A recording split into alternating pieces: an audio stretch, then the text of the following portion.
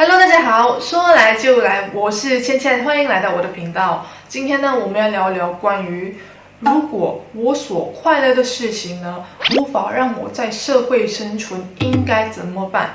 我应不应该去追求我的梦想呢？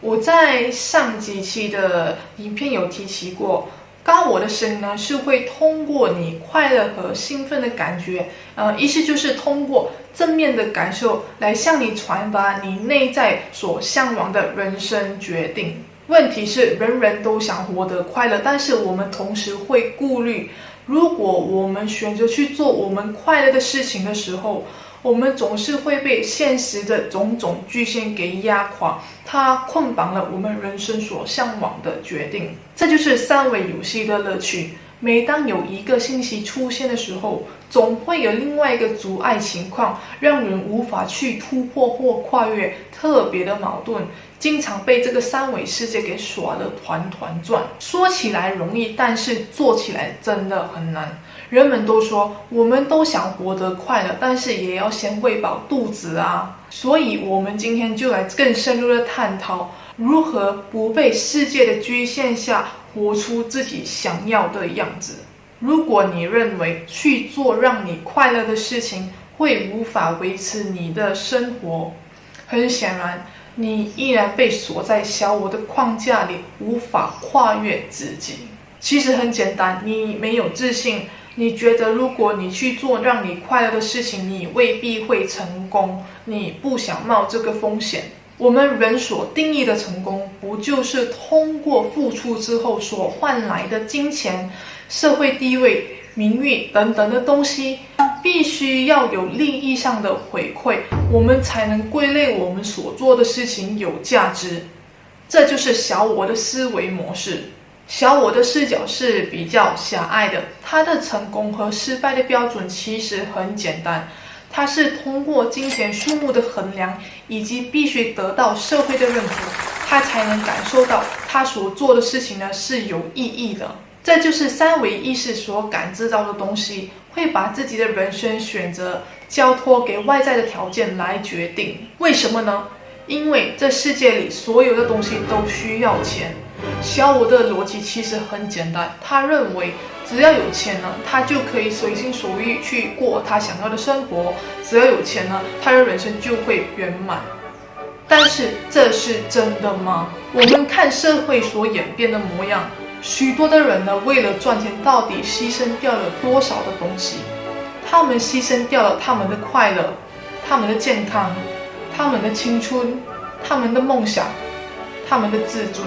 更心酸的是，人们已经麻木于这样的牺牲，他们相信他们必须牺牲掉他们人生的上半生，才可以换得了他们剩下几十年的自由。然后他们才发现，那些短暂的自由却被年轻时期所带来的后遗症给限制，他们以前所计划的事情都已经全泡汤了，计划完全赶不上变化。这样的人生到底哪里随心所欲呢？我们到底要耗尽多少时光才可以换得一片刻的自由？难道生命的意义只是为了达到这些短暂的瞬间吗？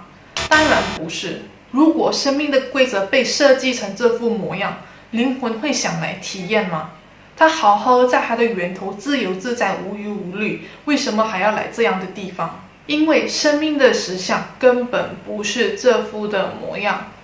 这一切呢，只不过是来自小我所引导的一个错误的方向。我们如果要活得快乐，首先我们就必须提升自己的意识，提升对这个世界的认知。如果你的人生因为被小我所认为的社会现实给局限，做什么事情都觉得身不由己，一肚子的委屈和无奈，离快乐的距离是越来越遥远的，这是自然的。只有跨越三维度，跨越局限性的小我或脑袋的思维模式，你才能通透生命的真理。这才是灵魂真正的目的，去突破小我所创造的幻象，你就能在这个世界毕业了。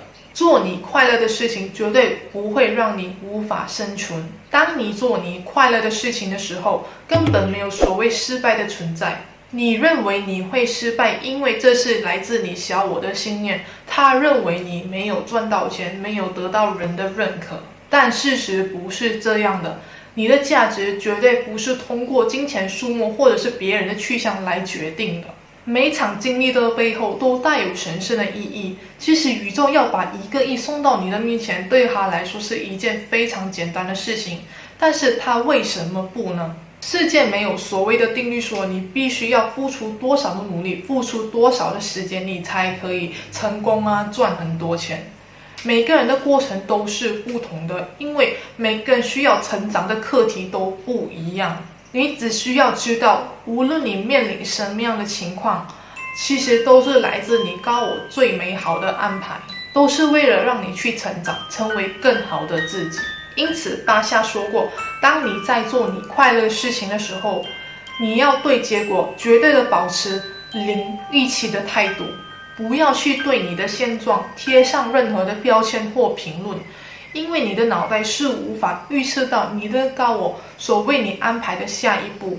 你只需做的就是去尽情的投入你想做的事情就好。当你有预期却没有达到的时候，你就会不知不觉的陷入负面的循环，过度的去解读事情的表象，而忽略了情景背后的真实意义。这个循环如果一直不停的重复的话，你的潜意识会开始批判自己，你做事情的时候会变得越来越消极不自信，你会越走越辛苦。所以我们要去看清，失败只是来自小我的一个幻象，你永远不会失败。每一场经历呢，都是让你去领悟生命实相的宝贵智慧。如果你所做的事情仅是为了得到利益上的回馈，只想急功近利，只是为了钱，那么当你看到事情不按照你预期发展的时候，你就会变得很气馁，很快就收手了。因为生命的意义本来就不是用钱来衡量的。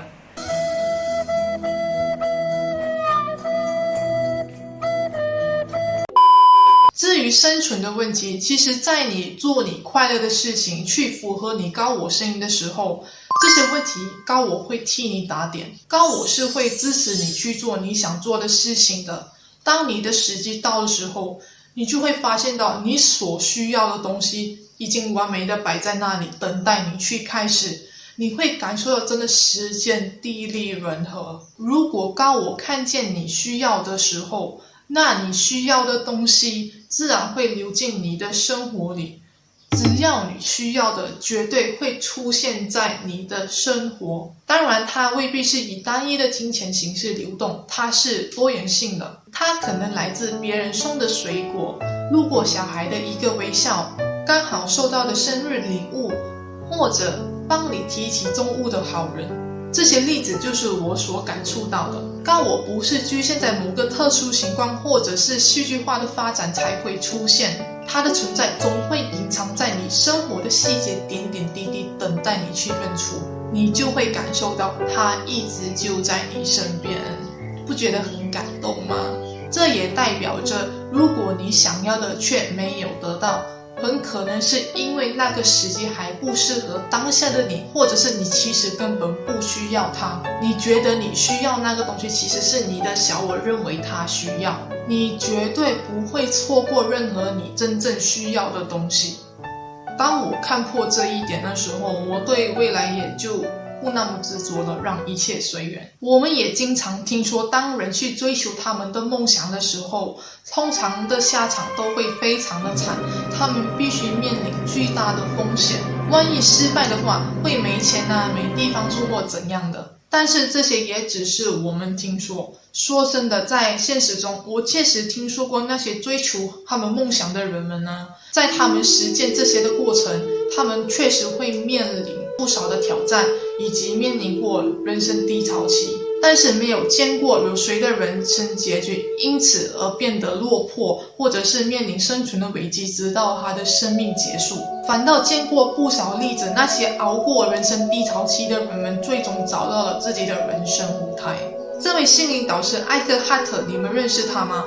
他是《当下的力量和新世界唤醒内在力量》的作者。他的经历就是一个很棒的例子。在1977年的时候，29岁的他被长达10年的忧郁症给困扰到快支撑不了了。他感受到已经无法为自己活了下去。这时忽然一句话出现在他的脑海，那个造成让自己很难熬下去的我到底是谁？当时他还不知道，那个造成他感受忧郁的我其实就是小我，只是在第二天醒来的时候，他的状态已经变得如此的和平。那个生活在不满意过去以及害怕未来的我溶解了，那里的和平没有我，只有纯粹的存在感或观察。这个感觉一直持续，在任何情况下他都感受到强烈的内在平和感。他停止了攻读学位博士，并且在接下来的2年里，他每天静静地坐在伦敦罗素广场的公园里，什么都没做，但是他却感受到深刻的幸福感。他也没有收入，一天能吃到1餐，对当时的他来说已经是一件非常幸运的事情。然后他开始写作，写下他的经历，他所领悟到的生命的真理。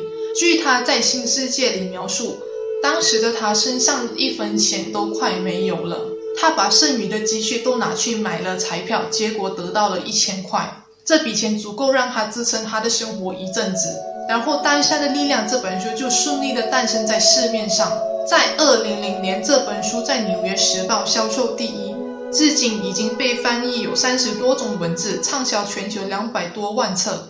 他的这段经历足以激发我们去看见每个困境或低谷期只是一个过程，来推动你变成光，照亮自己的路。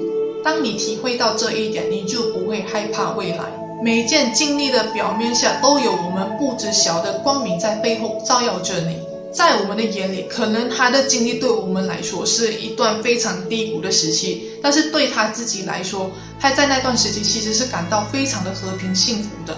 而且你看见吗？当他需要钱的时候，钱真的会在对的时间流动到他那里。我自己也是个例子，我没有想到我竟然会有足够的设备，虽然都不是顶级的，但是已经足够让我去开启我的频道。这个过程真的是很神奇很奇妙。这些低谷期其实也只是不符合小我的预期而创造出来的标签，实际上每一场经历都是一段为了带给你成长而创造的旅程。所以我在这里再说一次，不要去对结果有任何的预期，你只需要去尽情的投入你想做的事情就好。当我们不再封闭自己的心，任由它去展现的时候，这也代表着你已经放下小我的控制，你允许生命的流动由高我来接手。当我们学会去信任生命的时候，你的世界就会变得很不一样。当然你未必需要那么的着急去寻找或改变你的人生，如果你依然还不确定，那继续待在原地也没关系啊，不用那么着急去找自己的人生使命或是什么的。通过待在原地的体验呢，你可以去发掘你内在真正想要的是什么，或者去观察你当下所能做的是什么，那就是什么。因为你需要的一切绝对会出现在当下。好，今天我们就到这边，喜欢的话就订阅、分享、点赞，非常感谢您的收看，我们下期见，拜拜。